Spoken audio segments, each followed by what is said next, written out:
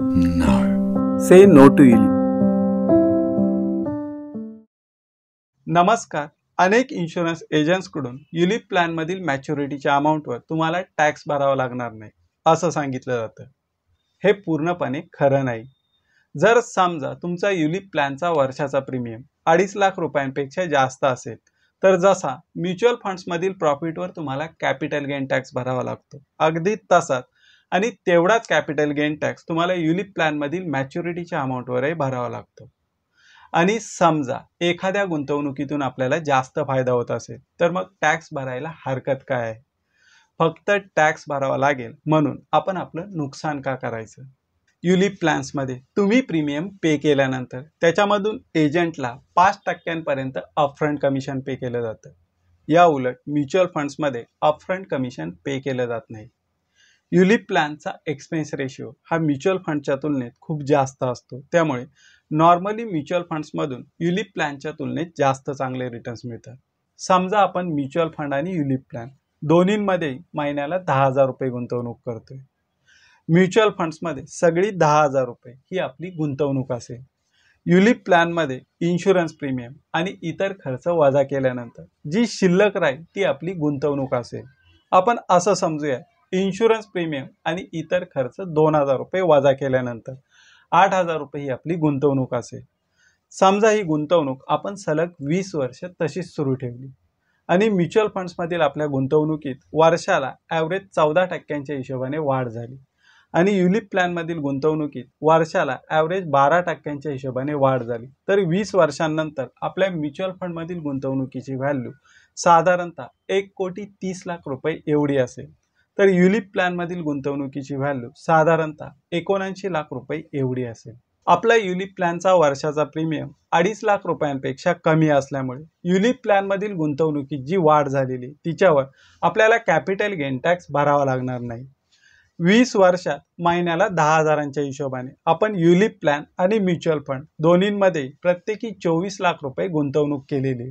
म्हणजेच आपल्या म्युच्युअल फंडमधील गुंतवणुकीत साधारणतः 1,06,00,000 रुपयांनी वाढ झालेली आणि त्या 1,06,00,000 रुपयांवर आपल्याला साधारणतः 15 लाख रुपये कॅपिटल गेन टॅक्स भरावा लागेल. 15 लाख रुपये कॅपिटल गेन टॅक्स भरल्यानंतर आपल्याकडे साधारणतः 1,15,00,000 रुपये शिल्लक राहतील. म्हणजेच कॅपिटल गेन टॅक्स भरल्यानंतर आपल्याला युलिपमधून जे पैसे मिळतील त्याच्या तुलनेत 36 लाख रुपये म्युच्युअल फंड्समधून जास्त मिळतील. आपण रिटर्न्समध्ये फक्त 2% फरक पकडूनच कॅल्क्युलेशन केले. त्याचबरोबर युलिप प्लॅनमध्ये इन्शुरन्स प्रीमियम आणि इतर खर्च फक्त 2,000 रुपयेच गृहीत धरले. जर जास्त फरक असेल तर आपल्याला मिळणाऱ्या अमाऊंटमध्येही जास्त फरक पडेल. युलिप प्लॅनमध्ये आपल्याला इन्शुरन्स कव्हर मिळतो, हे जरी खरं असलं तरी जर आपण युलिप प्लॅनच्या ऐवजी वेगळा टर्म इन्शुरन्स घेतला तर आपल्याला त्यामध्ये कमी प्रीमियममध्ये जास्त अमाऊंटचा इन्शुरन्स कव्हर मिळेल. समजा आपण 10,000 रुपयांमधील 9,000 रुपये म्युच्युअल फंड्समध्ये गुंतवणूक केली आणि 1,000 रुपयांचा टर्म इन्शुरन्स प्रीमियम भरला. समजा आपल्या या गुंतवणुकीत तेवढीच वर्षाला 14%च्या हिशोबाने वाढ झाली, तरी 20 वर्षांनंतर आपल्या म्युच्युअल फंड्समधील गुंतवणुकीची व्हॅल्यू साधारणतः 1,17,00,000 रुपये एवढी असेल. 20 वर्षात महिन्याला 9,000 रुपयांच्या हिशोबाने आपण केलेली गुंतवणूक 21,60,000 रुपये एवढी असेल. म्हणजेच आपल्या गुंतवणुकीत 95,40,000 रुपयांनी वाढ झालेली असेल, जिच्यावर आपल्याला 13.5 लाख रुपये कॅपिटल गेन टॅक्स भरावा लागेल. 13.5 लाख रुपये कॅपिटल गेन टॅक्स भरल्यानंतरही आपल्याला युलिपमधून जे पैसे मिळतील त्याच्या तुलनेत म्युच्युअल फंड्समधून साधारणतः 24 लाख रुपये जास्त मिळतील. त्यामुळे फक्त प्रॉफिटवर टॅक्स भरावा लागेल. म्हणून म्युच्युअल फंडच्या ऐवजी युलिप प्लॅन्समध्ये कधीच गुंतवणूक करू नका. युलिप प्लॅनचे अजूनही काही डिसएडव्हान्टेज आहेत.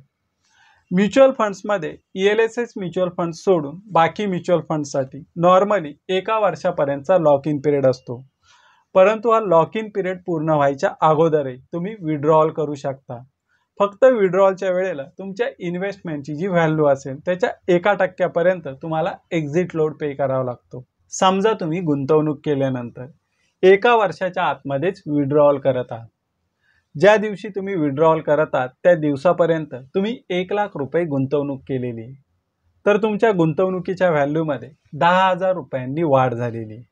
म्हणजेच 1,10,000 रुपयांवर 1% म्हणजे साधारणतः 1100 रुपये एक्झिट लोड कापून बाकीची अमाऊंट तुम्हाला मिळेल. युलिप प्लॅनसाठी 5 वर्षांचा लॉक इन पिरियड असतो. जरी तुम्ही 5 वर्षांचा लॉक इन पिरियड पूर्ण व्हायच्या अगोदर पॉलिसी सरेंडर केली किंवा प्रीमियम भरायचं बंद केलं तरी तुम्हाला विड्रॉवलची अमाऊंट 5 वर्ष पूर्ण झाल्याशिवाय मिळणार नाही. तुम्हाला विड्रॉवलची अमाऊंट 5 वर्ष पूर्ण झाल्यावरच मिळेल. युलिप प्लॅन्समध्ये तुम्ही जी प्रीमियमची अमाऊंट भरता ती प्रीमियमची अमाऊंट म्हणजे तुमची गुंतवणूक नसते. लाईफ इन्शुरन्सच्या प्रीमियमची अमाऊंट तुमच्या प्रीमियमच्या अमाऊंटमध्ये ॲड केलेली असते. त्याचबरोबर इन्शुरन्स एजंटचं कमिशन आणि इतर खर्चही तुमच्या प्रीमियमच्या अमाऊंटमध्ये ॲड केलेले असतात. हे सगळे खर्च मायनस केल्यानंतर जी राहते ती तुमची ॲक्च्युअल गुंतवणूक असते.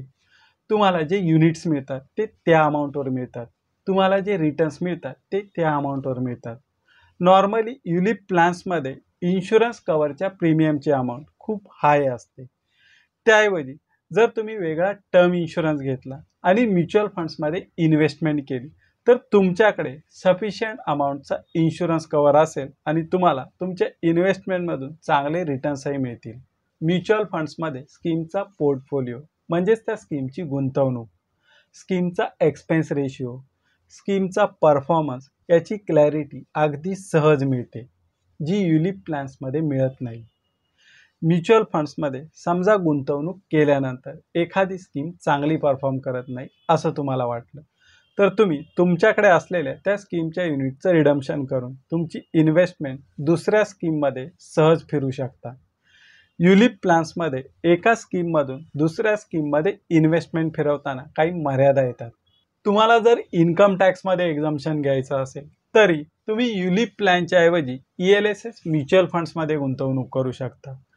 ELSS म्युच्युअल फंड्समध्ये युलिप प्लॅनच्या 5 वर्षांच्या लॉक इन पिरियडच्या तुलनेत फक्त 3 वर्षांचा लॉक इन पिरियड असतो. त्याचबरोबर युलिप प्लॅनच्या तुलनेत ELSS म्युच्युअल फंड्समध्ये तुमच्या गुंतवणुकीत चांगली वाढही होईल.